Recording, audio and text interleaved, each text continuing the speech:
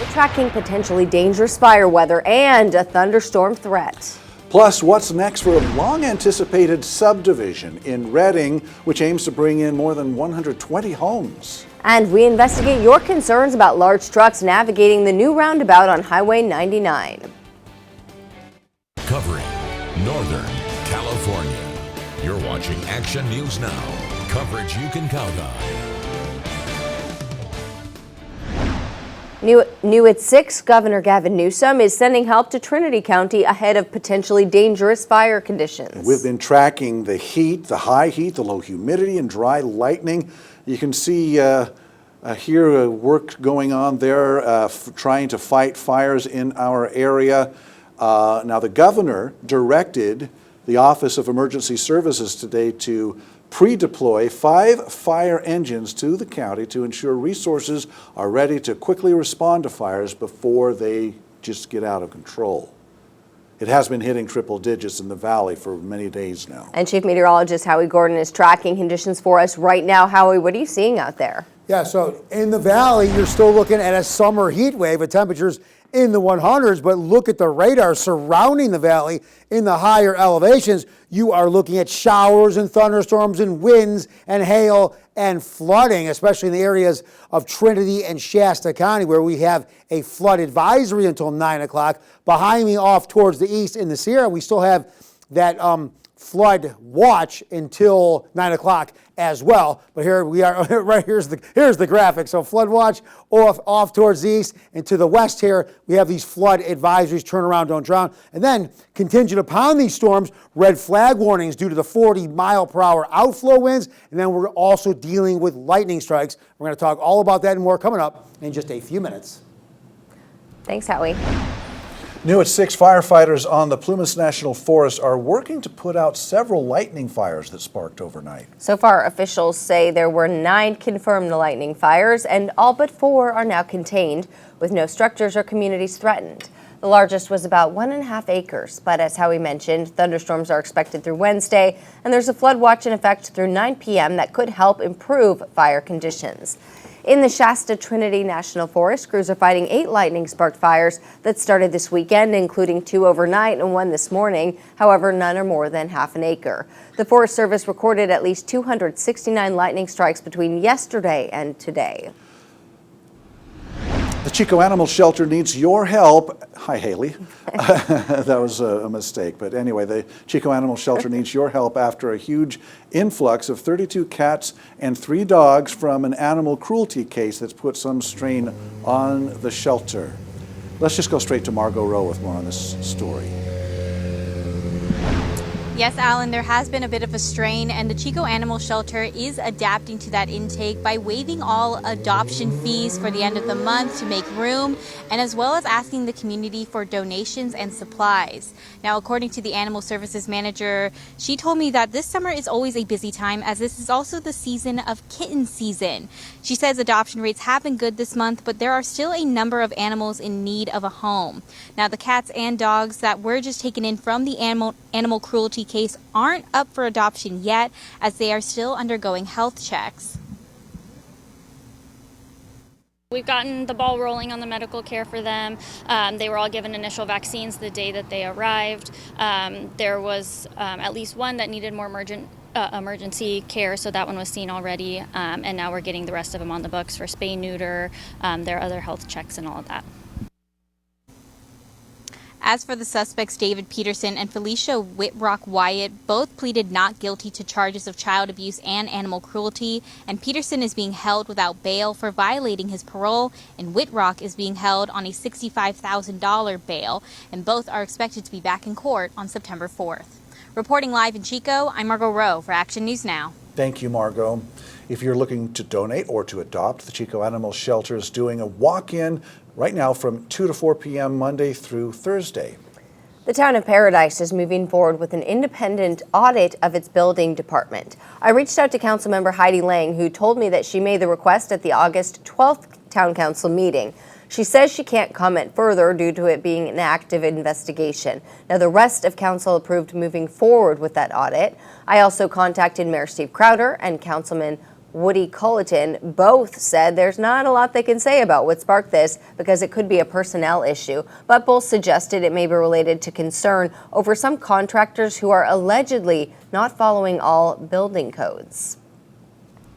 A park-style development called the Peaks Subdivision will break ground in Reading next May. And Action News Now reporter Blake Mayfield spoke with a neighbor about the project and why she still has some concerns. The Peaks Subdivision is a 120-unit affordable housing project that's set to be built on part of the Carr Fire burn scar. It'll feature 120 new homes, with 51% being for affordable housing, along with a park and walking and bike paths. And while the city's focused on creating new housing, some residents who live out here already say the infrastructure is not in place to handle 120 new homes. Evacuation is one of those things that we need as citizens to learn more about, to see what we can do to actually evacuate in a safer manner. For Cheryl Bullock, who created the Concerned Residents of Courts Hill group, she'd like to see a new evacuation route established before homes are built, after she narrowly escaped the fire herself 7 years ago. She says recent talks with city officials have gone well, and she feels like the group's message is getting through. They really are trying to be proactive with creating better evacuation routes and situations. Only 25% of the homes that were previously in the area before the fire have been rebuilt in the time since the blaze. Reporting in Reading, I'm Blake Mayfield, Action News Now. Well, the city's Housing and Community Development departments will provide an update on the Peaks project in the City Council meeting in October.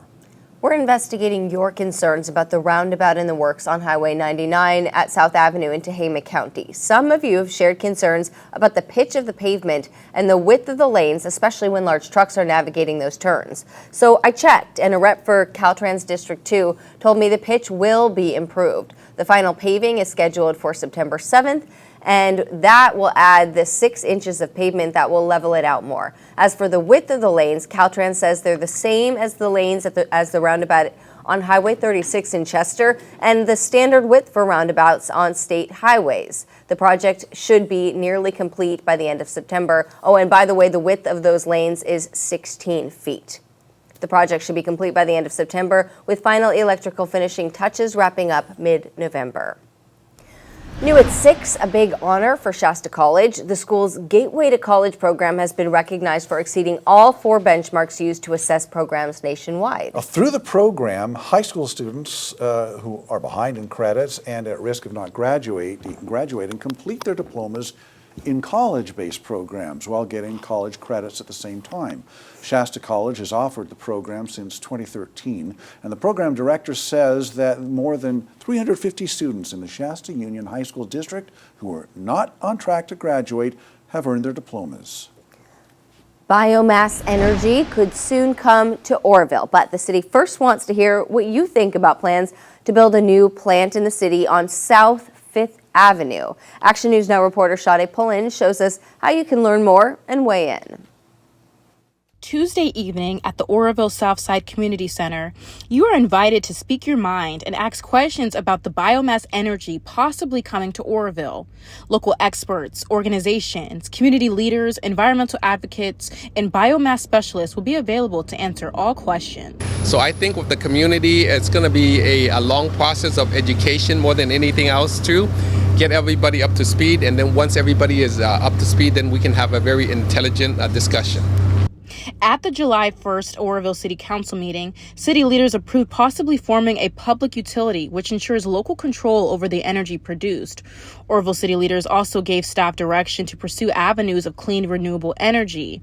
One of the options was to add a new power plant operated by Butte Renewable Energy.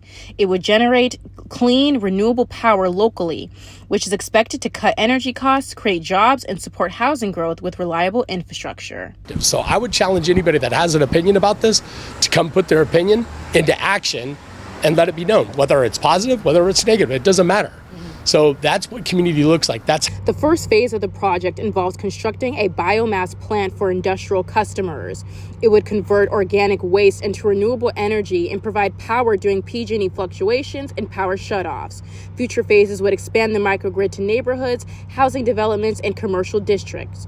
Patrick Pyatt, the Community Development Director, tells me that if approved, the biomass facility would operate at Butte's Renewable Energy site, located on South 5th Street in Oroville. They would tear down the existing non-operational one and build a new one.